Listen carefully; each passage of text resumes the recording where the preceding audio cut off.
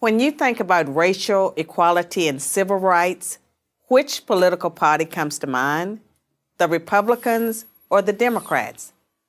Most people would probably say the Democrats, but this answer is incorrect. Since its founding in 1829, the Democratic Party has fought against every major civil rights initiative and has a long history of discrimination. The Democratic Party defended slavery, started the Civil War, opposed Reconstruction, founded the Ku Klux Klan, imposed segregation, perpetrated lynchings, and fought against the Civil Rights Acts of the 1950s and 1960s.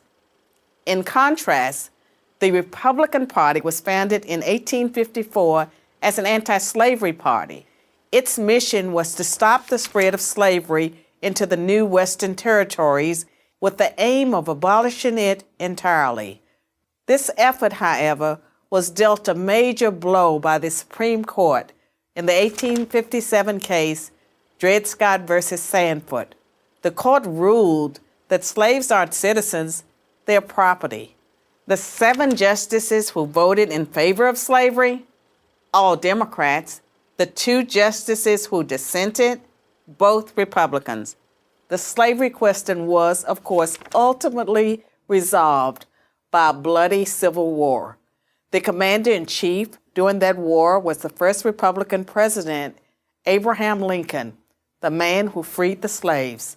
6 days after the Confederate Army surrendered, John Wilkes Booth, a Democrat, assassinated President Lincoln. Lincoln's vice president, a Democrat named Andrew Johnson, assumed the presidency.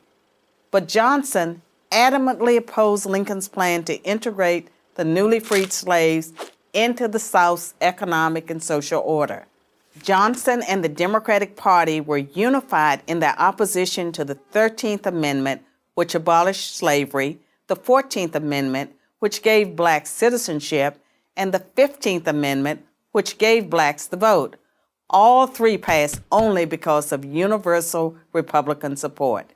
During the era of Reconstruction, federal troops stationed in the South helped secure rights for the newly freed slaves. Hundreds of black men were elected to Southern state legislatures as Republicans, and 22 black Republicans served in the U.S. Congress by 1900. The Democrats did not elect a black man to Congress until 1935. But after Reconstruction ended, when the federal troops went home, Democrats roared back into power in the South.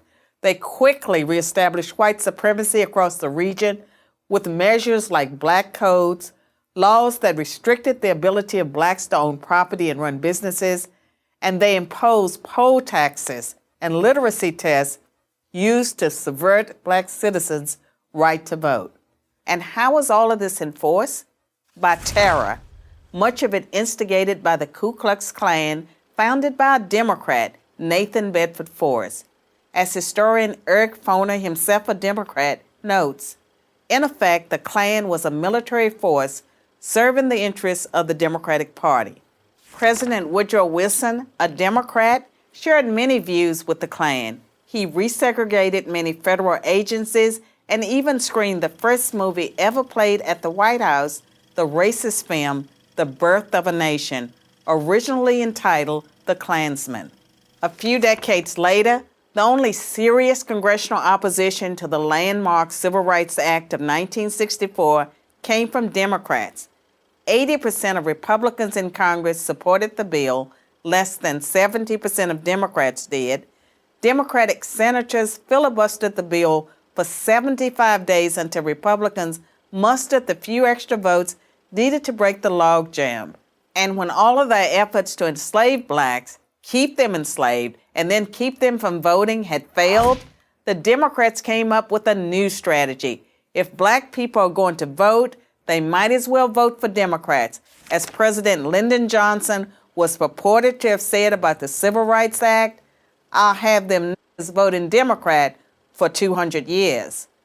So now, the Democratic Party prospers on the votes of the very people it has spent much of its history oppressing.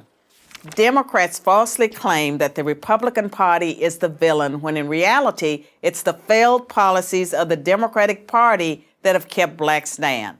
Massive government welfare has decimated the black family. Opposition to school choice has kept them trapped in failing schools.